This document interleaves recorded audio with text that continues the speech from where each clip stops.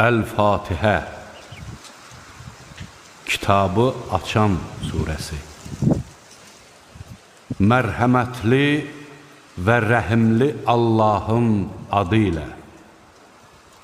Həmd olsun aləmlərin Rəbbi Allaha, mərhəmətli və rəhimliyə, haqq hesab gününün hökmüdarına.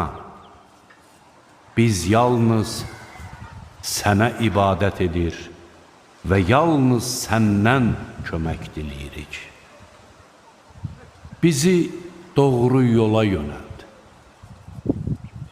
Nemət bəxş etdiyin şəxslərin yoluna, qəzəbə uğramışların və azmışların yoluna yox.